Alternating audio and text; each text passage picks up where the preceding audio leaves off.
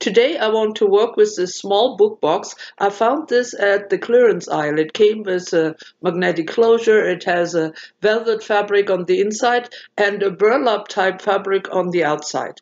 So I like the feel of it, I just don't like the design.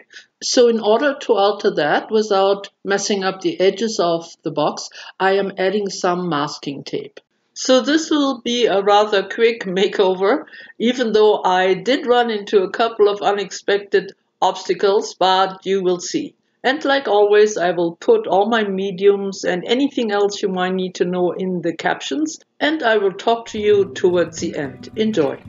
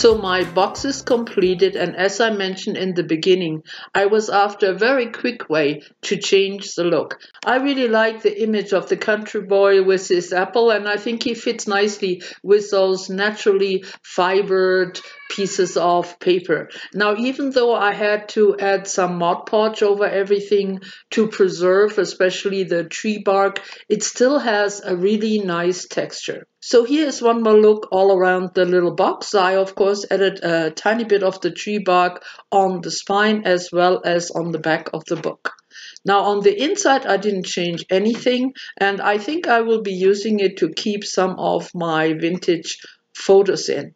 Now the whole distressed look was of course not what I had planned at all. But sometimes when you mess up, you just have to go with the flow and come up with a repair. I like the way it looks now, and I hope you do too. Alright, see you soon and bye for now.